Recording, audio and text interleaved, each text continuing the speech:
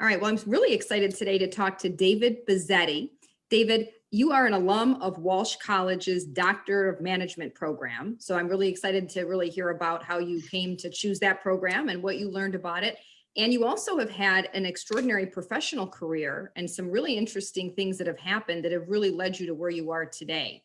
But first, let me start with, recognizing you as a Walsh alum and what kind of drew you to come to Walsh for the Doctor of Management program. Well, first of all, thank you, Susie, for the opportunity to talk to you this morning. Walsh is a great school, and I knew that very early on because not only the doctorate program that I finished, but also my undergraduate and graduate degrees are both from Walsh. The doctorate program, though, is interesting because I was invited to participate in the first cohort, and it was based on an event that I am very, very passionate about, and it provided an outlet for me to not only understand the event in greater detail, but also to do research and to share my findings on more of a professional academic level. Oh, that is great. So you are a triple alum of Walsh. That's right. That's great. So you've had an opportunity to experience it, as the undergrad and as a master's student and then doctorate. And we're going to talk about that event in a second. But if you could share with us a little bit about your professional background, what positions have you held? What have you done in your work and career that has kind of led you up to where you are? A good question. I was finance executive in the automotive industry at one of the big three for more than 20 years. Various number of positions. Two of the probably more enjoyable positions. I spent 5 years traveling around the world to all of the locations in the mid 90s, implementing process costing and process management. Phenomenal experience, small group of individuals, really gave me insight into, from more than a financial perspective, which is my background and education, but also on the operational level and on the decisions that are made at the operational level and what happens when those decisions are implemented. After that, I spent a couple of years heading up the North American Operations Audit Group, which also tied perfectly into the previous experience I had. So after leaving, transitioning from the automotive industry, I went into business advisory and have been doing that for the last 15 years at a firm that I have primarily been on long-term projects in the chemical industry and in automotive, finance and supply chain. Very, very rewarding work. Again, along the same lines with following my passion in terms of process, activities, and really the decisions that go along with those. Yeah, that's amazing. You have had extensive and deep business experience, especially in the financial world. So that's fabulous. Well, David, you had a pivotal moment, an event that happened in your career that really highlighted and brought out, what you have seen as being some opportunities in business and that really changed your life. What can you share about that? It really was a pivotal event. And now almost 16 years later, I can look at that event, which was traumatic, which at the time seemed life-ending almost. And very disruptive, both personally and professionally, my family. I really didn't know what to do at the time. Now, 16 years later, I can look at that event and say that was probably the best thing that happened. It has led me into areas that I never, ever would have been able to go into, open doors that, had that not happened, would have been closed. I wouldn't have even known about them, which then leads me to my firm belief that I carry forward each and every day, and that is everything happens for a reason. So let me briefly just explain what that event was. As the head of the operations audit in North America, I had the ability to understand, look into the decisions that were being made. That was part of the job responsibility. with my previous experience in terms of going from plant to plant, meeting the individuals. I had kind of a leg up in terms of understanding the people, understanding some of the decisions, but it led me to the ability to dig a little bit deeper. And again, in the positive spin, I was able to, with the team, uncover numerous opportunities for improvement. And I like to put it that way because I think the internal audit group plays a pivotal role in any organization. Unfortunately, the traditional label for an internal audit group is, oh boy, you know, here comes the IRS, just answer whatever question you're asked.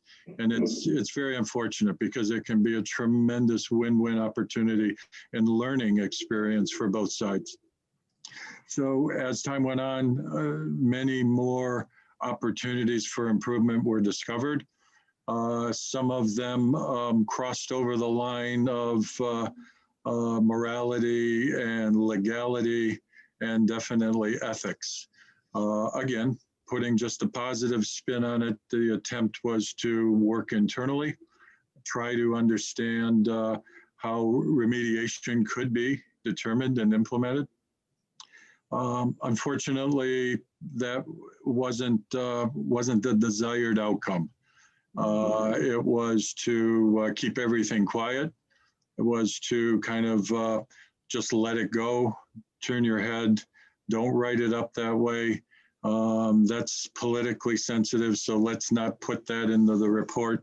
And as time went on, it became more and more difficult to do that. And I found myself in a position where after a period of time, I was threatened. If I didn't do what I was asked to do, I would be fired. I personally was threatened, my family was threatened, and it eventually involved a very public whistleblower event.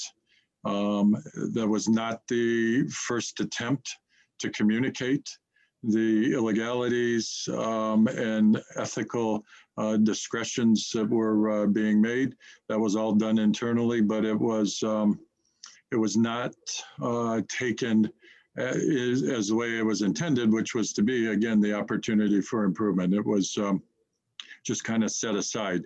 When push came to shove, I was shoved, and it led to the event, very public, very lengthy, and ultimately resulting in almost $200 million of penalties and fines associated with the events that were uncovered. Now, I say it from a personal experience because it was traumatic. It absolutely devastated not only myself, my family. Our oldest daughter was in the media at that time. She was an editor of the newspaper. And many times there would be news wire services would say, you know, here comes another article. Here's another in the series of very public allegations that were made at the time. So I wouldn't wish that on anyone. However, I'm not alone. And that really then led to the work at Walsh. I had two choices. I could either go public and with all of the horrific details, which I never did, or just use it on more of a professional academic level and do the research, try to understand exactly what did happen, how it happens in other organizations. I met more than 200 whistleblowers during the research that I did. And I published a dissertation. My dissertation was published, and it was measuring the moral reasoning skills of whistleblowers. And it really gave me, Susie, insight to things that I didn't know. It helped me actually understand the decision that I did make. And to this day, again, I firmly believe that everything happens for a reason, and I continue to learn as I teach, as an adjunct professor, as I lecture, and as I work with organizations specifically on this topic. Wow. Thank you for sharing what you did. I mean, that's more than just significant. That's life-changing. Can't even imagine what that would have been like. Yeah, So, again, I'm not alone. It's yeah. this happens every single day. I actually ended up okay. Some individuals who go through this experience don't make it, and it's absolutely life changing. But it's also a tremendous learning opportunity, which is the path that I chose. Yeah. And it's incredible to think about this happening in business. You didn't go into business to have this happen. You didn't go into your career thinking that this was going to be something that would be transformational. And I really applaud the way you speak about it and the way you've said, okay, it happened for a reason. And now you're reaching out, you connected with others that have been through it to say, not alone, that's really important. But I think that's really significant. And I love how you brought that into your research at Walsh to do your dissertation that way. I mean, what a great way to kind of examine it and say, let me study this in a way that can make my life better and can make other companies better. And that's really important. And I just wanted to highlight that because I think that's just such a great service that you're doing to business, to the business world, for leaders and for the community so that we can just bring more awareness and bring more tools to the forefront for individuals. David, can I ask you, I know that there's not much you can say on the details and I respect that and that's good. If people did, if they looked your name up and they Googled you, would they be able to learn more of their own research? Yeah. So that might be something if people are curious that they want to do a little bit more research if they want to learn. When you talked about the decision-making process, the ethical decision-making process, whether it's whistleblowers or anyone in business, what can you tell us that you had learned? Like, what are a couple takeaways in your research and your study about that process that would be helpful and beneficial to business people? Well, that's a great question. And here's the thing: it really boils down to this. When you look at it from a pragmatic perspective, the research that I was able to do led me to the fact that more than 80% of individuals who have taken the survey that measures moral reasoning skills, more than 80% of those individuals fall into this category of following what they're told to do, sometimes without questioning. And they don't question it because of the fear that they have of losing their job. Very fascinating experiments have been done in the past. Stanley Milgram from Yale in the mid-60s did a fascinating experiment where he tested individuals who were told to ask questions to a respondent that they couldn't see. And each and every time there was a wrong answer, which was planned, they were told that they had to give an electrical shock, which really didn't happen. But each time there was a wrong answer, the electrical shock increased. You know that more than 2/3 of the individuals who participated in that experiment continued almost to a lethal amount. And at the continuation of screams, they could hear screams and don't do it anymore from the participant on the other side of the wall. 2/3 of the people continued that. And when they were asked, why did you keep going? They said, well, that was my job. And I was told that I had to continue. Similar to the Nuremberg trials in the late 1940s. The defense was, well, that was our job. That's what we were told to do. And I don't look at it that way. I look at it that, if 80% of the people are doing that, 10% of the people are taking the road that says, I'm going to do the right thing regardless of what happens. I know there's personal consequences, but I can't live with myself if I make a decision to go along, or the other 10% of the people who just flee. So it really boils down to understanding the organization, understanding the individuals who are leading the organization, who in turn are making decisions that 80% of the people are going to follow. So doesn't it make sense then to have a leadership team, a culture that is based on ethical, moral decision-making and the freedom from anyone from the maintenance person to a senior vice president to be able to question decisions that are made? That didn't happen at Enron and WorldCom and Madoff Securities and these other places. They weren't allowed to question, just like I wasn't allowed to question, because when I did, a public execution, not literally, but it felt that way, takes place. And then guess what? Nobody else is ever going to do that again, because they see the results of what happens when someone does raise their hand and say, hey, you know, this doesn't make sense. I don't think this is the right thing to do. Yeah. Wow. David, you said so many great things there. I mean, I just want to highlight a couple. One is you talked about the 80% and then the 10 to 20%, let's say, and maybe there's 10%, maybe it's 80%, there's 10 that don't, but then there's 10 that might go either way, depending on the circumstance or, you know, the pressure that you have in your life. And I like how you studied the 10% that didn't, because many times I think we spend a lot of time studying, you know, the behavior we don't want to see and figuring out why did this happen. And that's important. It's equally, if not more important, I believe, to study what goes right about organizations and leadership and how we can follow that model, especially when leaders know that a large majority of their team, of their people are going to go along with it. It creates this incredible responsibility for leaders to make sure they're creating a culture where people can ask questions, and a culture that is really understanding of the fact that they have a lot of power by virtue of their decision. And that can be a benefit because they have to exercise their office. It can also be a liability if they're not using an ethical framework or they're not listening and making sure that they're taking counsel of those in the organization.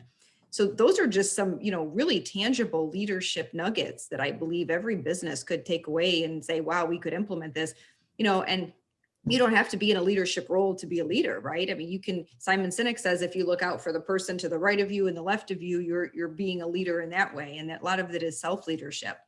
These lessons that you learned, the things that you studied in your doctoral program and then your dissertation, what gap do you see? What opportunity do you see in the marketplace? You know, I'm thinking about our students and our people coming through Walsh, and whether we have undergrad or graduate students in the MBA or the master's programs we have in our doctoral programs.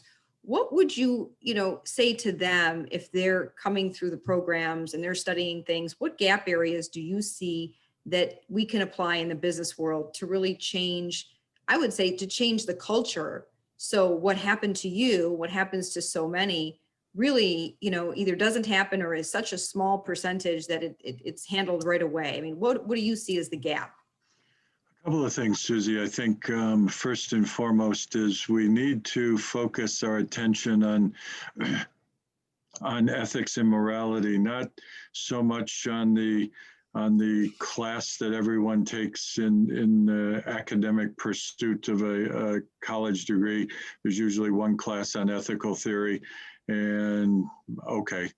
But it's a lot more than that in today's world. It's the application of the understanding of what happens when you, as an individual, make a decision in the organization, when you make a decision in your personal life.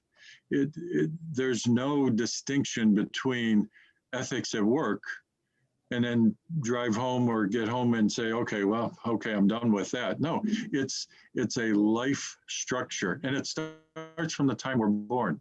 The levels of moral reasoning, moral development, if you will, begin at the earliest age through the impact of our parents and our friends as we become adolescents. And then suddenly it shifts to experiential learning and the decisions that we make and the results of those decisions. Some are going to be good, some are going to be bad. It helps, though, create the path for the individual to pursue, where that individual says, I just want to do the right thing. And that becomes infectious. It's not popular all the time. Believe me, it's absolutely not popular.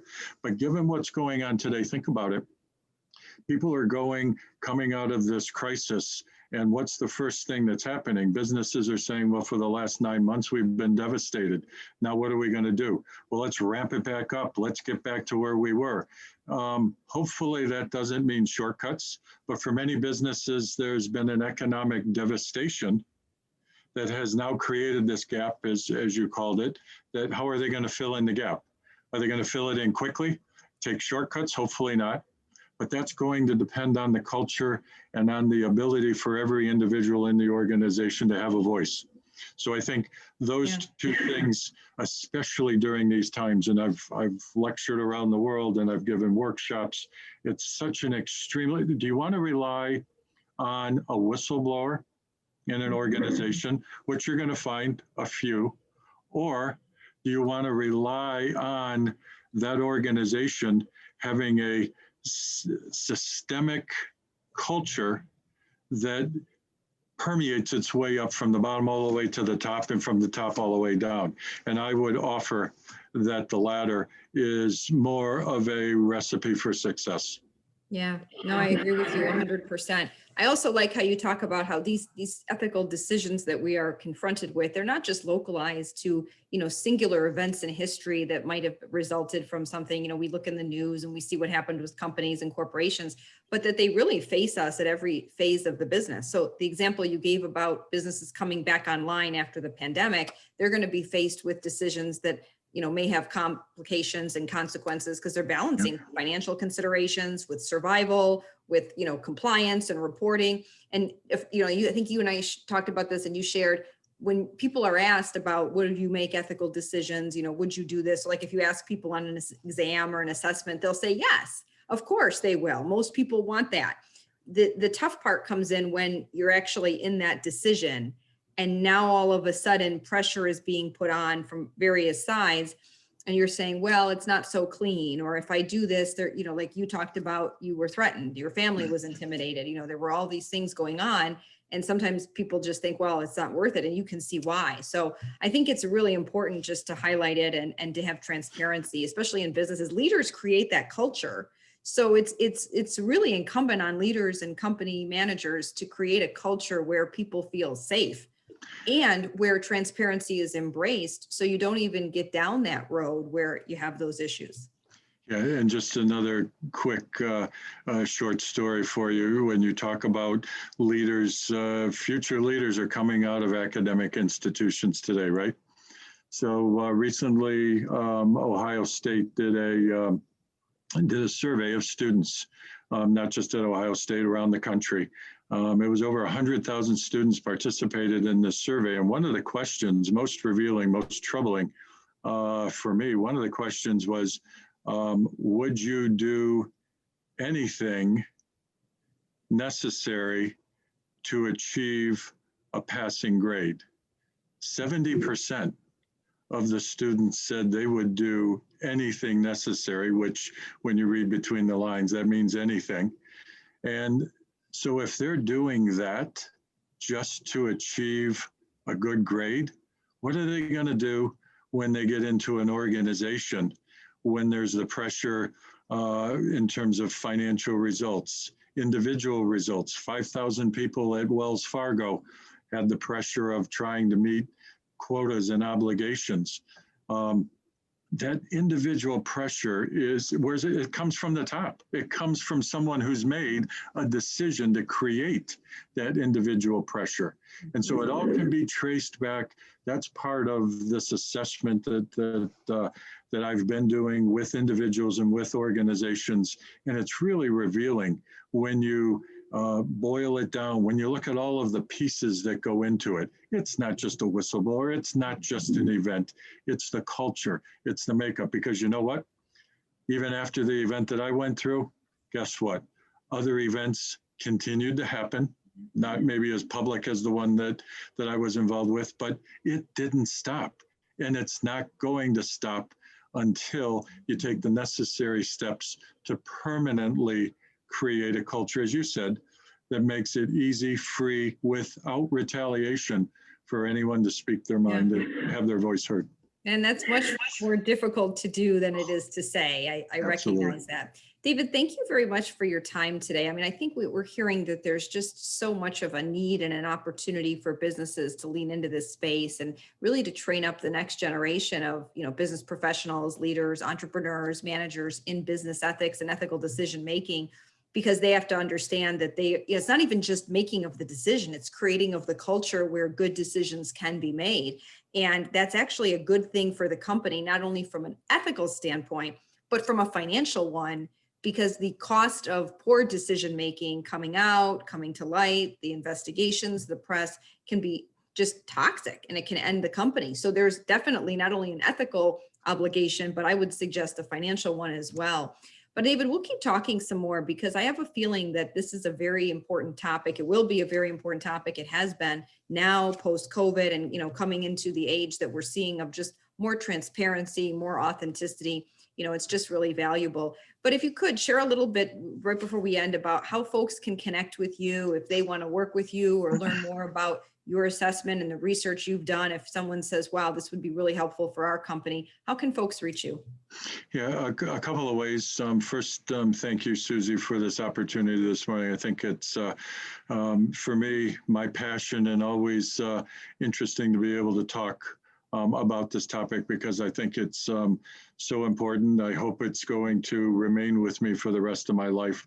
But because of my allegiance to and alignment with Walsh, they certainly can reach out to you directly and you would be able to get in touch with me, or they can contact me directly at david.bazzetta, BAZZETTA @gmail.com. It's a pleasure and an honor, and I think a responsibility that I have in terms of paying it forward. And that's why I'm so passionate about this topic. And again, thank you, Susie, for the opportunity to talk about it. You're welcome, but thank you for sharing it. You're representing Walsh so well as an alum and as a business professional in the field, and giving back the way you do is just great. So thank you for everything that you shared with us today, David. Thank you, Susie.